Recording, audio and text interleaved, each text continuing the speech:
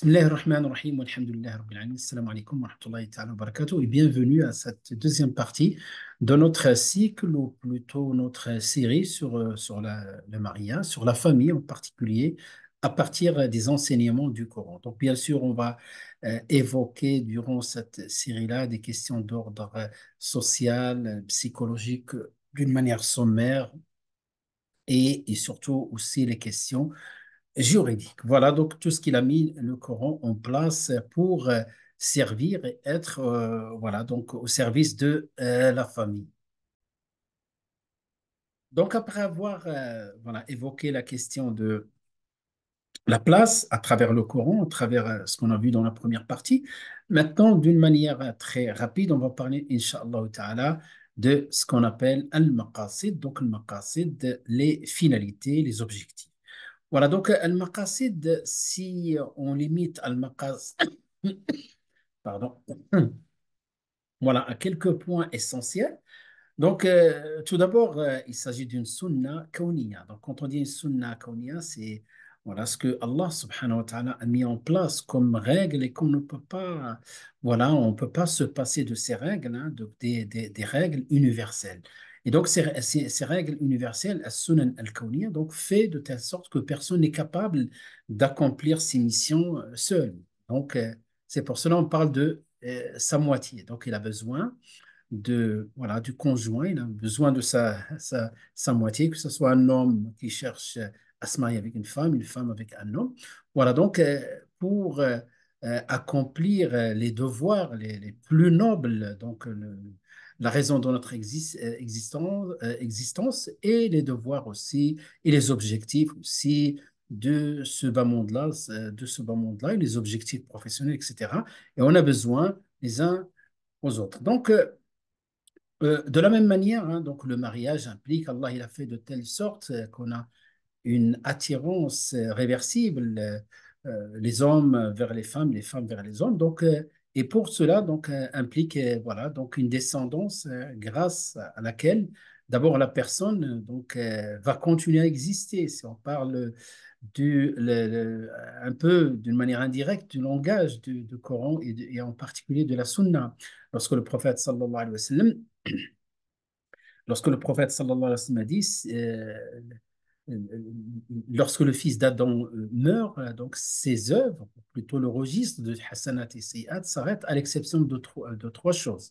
Et parmi ces trois choses, une descendance pieuse, donc un enfant pieux qui lui fait de dua. Le Coran, de la même manière, non, rappelle l'histoire de Zacharia alayhi salam. Zacharia, lorsqu'il a demandé à Allah, subhanahu wa ta'ala, Rabbi la tadharni fardan. Donc il veut cette continuité à travers une descendance, hein, la continuité de da'wah et la continuité de transmettre le savoir à son peuple. Donc, qu'est-ce qu'elle dit? Zakaria, Rabbi la tadharni fardan wa anta khairul warithin. Donc, ne me laisse pas seul et tu es les meilleurs des héritiers. Et quand on regarde Zakaria, euh, alayhi salam, warith. Donc, le warith dans la langue arabe, on prend le warith, ça veut dire c'est voilà, c'est l'héritier. C'est l'héritier. Or, le prophète Sassoum nous explique, hein, donc il s'agit d'un héritage, mais un héritage noble, très, très important, beaucoup plus important que l'héritage matériel. Et donc, cet héritage-là, c'est la transmission. Donc, autrement, son existence est la prolongation de son œuvre. Et donc, quand on regarde qu'est-ce que l'héritage d'un prophète, la réponse est dans le hadith du prophète Sassoum. Nous, les prophètes, nahnu ma'ashar al-anbiya, nous n'avons pas laissé d'héritage لم نورث درهما ولا دينارا. Nous n'avons pas laissé en termes d'héritage ni dirham ni dinar, hein, donc la monnaie de l'autrefois qui était de l'or et de l'argent. وإنما نورث العلم, mais on laisse comme héritage l'ilm, hein, le savoir. D'ailleurs même, il va être appliqué cette règle-là par rapport au prophète Sassim quand il meurt, sa fille, la seule qui a laissé durant sa vie, qui est morte après lui, c'est Fatima az-Zahra radiallahu anha ou arda. Donc il vient réclamer l'héritage qu'il a laissé, les choses symboliques qu'il a laissé le prophète sallallahu alayhi wa sallam. Et Abu Bakr, qui était le calife, il va lui dire que voilà le hadith et voilà la règle.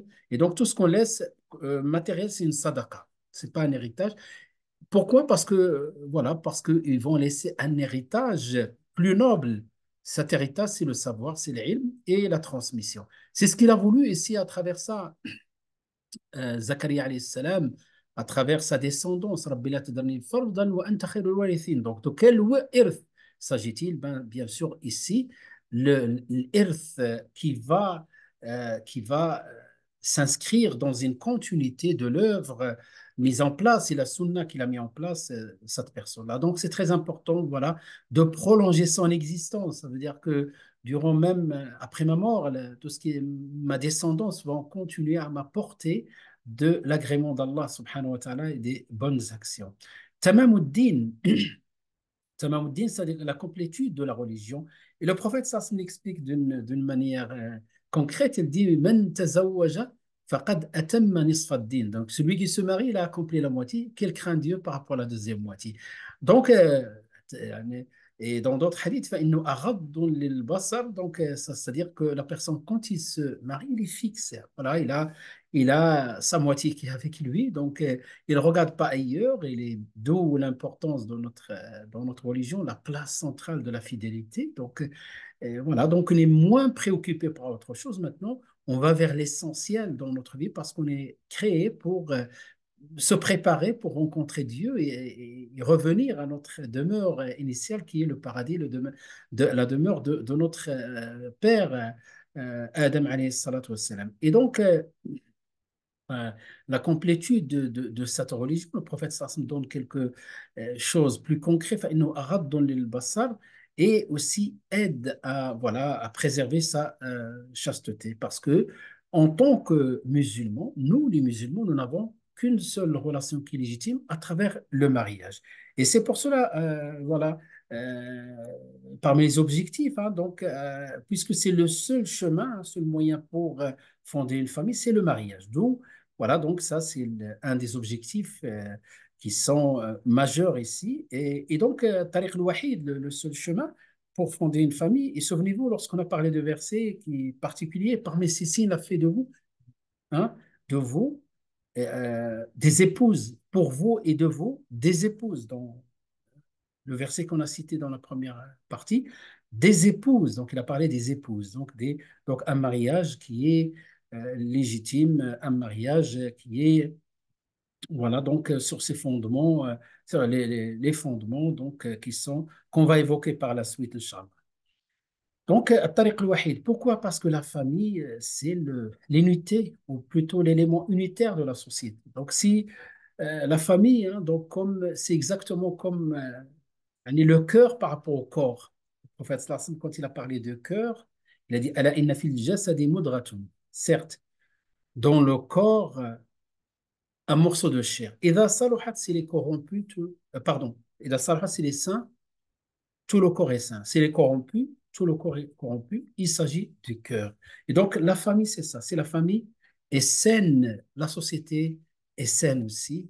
Et voilà, c'est pour cela qu'on donne beaucoup d'importance, qu'il y a cette stabilité dans la famille, qu'il y a un environnement pour les enfants, un environnement pour le papa, un environnement pour la maman, un environnement pour la grande famille dans lequel on va tisser des liens très importants.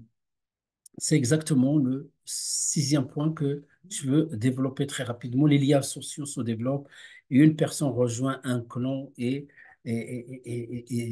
à son clan, donc à sa famille, hein, donc à sa famille. Le mariage, c'est souvent, on dit, c'est pour cela on va parler de la compatibilité, quelque chose de très important. Et donc, c'est le mariage voilà, le mariage de deux familles. Et cette notion de petite famille, grande famille, donc en islam, il y a la famille. Voilà, bien sûr, chacun a des droits et des devoirs, mais euh, j'espère que cette notion-là, quand on parle de la petite famille, ne va pas restreindre la notion et la portée générale du terme famille. Et donc, ces liens qui sont importants, donc, parce que dans la vie, on passe par des moments, alhamdoulilah, bénéfiques et des moments dans lesquels on se réjouit, on est content, des moments de plaisir, des moments voilà, donc de réussite et des moments aussi d'épreuves. Donc, et les épreuves, souvent, donc, on compte sur vraiment on compte sur les personnes voilà, qu'on a avec elles des liens solides. Et ça, ces liens commencent par la famille. Commence par la famille, et ensuite la grande famille, la belle famille, tout ça. Donc, tout ça fait partie de ces liens-là. Autrement, je ne suis pas seul. C'est pour cela, on va voir, Inch'Allah, dans le choix. تتاح الفرص donc voilà donc c'est une occasion donc pour que l'homme ou bien ou la femme pour que la femme ait cette par exemple de prendre des responsabilités, de prendre ses responsabilités en tant qu'épouse, en tant que mère, et pour l'homme aussi ses responsabilités en tant qu'époux, parce qu'il a des droits, des devoirs, des priorités.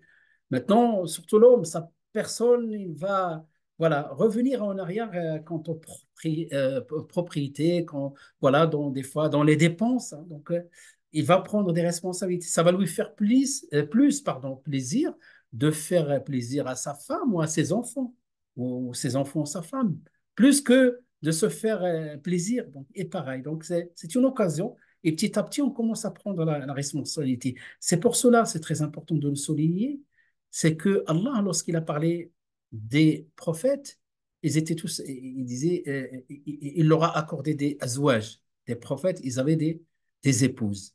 Et bien, ces épouses, ils vont jouer un rôle important, on va le citer, Inch'Allah, plus loin, par rapport à la stabilité, sauf Isa, alayhi salatu wassalam, bien sûr. Mais Allah, il parle d'une manière générale. Pourquoi? Parce que quelqu'un qui réussit une famille, alhamdoulilah, euh, il est mieux placé pour réussir des missions, hein, donc des missions, parce que la famille, c'est une gestion, c'est aussi des règles, voilà, c'est un esprit de groupe, etc. On peut retrouver tout ça, voilà, d'une manière évidente dans la famille. Et enfin, parmi les objectifs, et c'est pas, la liste n'est pas exhaustive, mais parmi les objectifs aussi, le bonheur. Hein, le bonheur.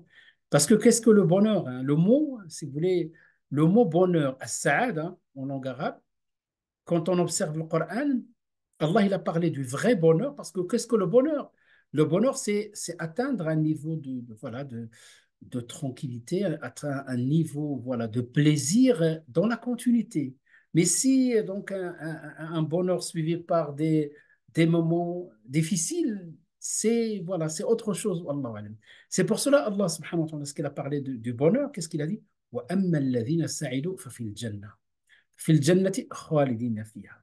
Donc ceux voilà, qui vont avoir le bonheur, c'est ceux qui sont au paradis, hein, et y demeurent éternellement. Donc le mot sa'ada, quand j'ai essayé d'observer, bien sûr dans le texte hadith, il y a ce terme-là.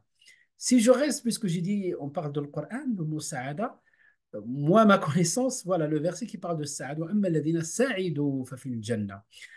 Et quand il parle, est-ce qu'il dans la vie il y a une saada? Oui, mais différente. Il lui a donné un qualificatif autre. C'est quoi ce qualificatif? Par exemple, wa min ayatihi, parmi ces signes, il a fait de vous, pour vous, des épouses, afin que vous trouviez auprès d'elles la tranquillité. Aujourd'hui, c'est quand on regarde, yani, qu'est-ce que le bonheur? Yani, les gens, quand tu leur poses la question après un voyage qu'ils désiraient depuis des années, euh, qu'est-ce que vous avez retenu? D'abord, la première chose, hein, donc ils vont parler, ils ont passé de bons moments, souvent le passé.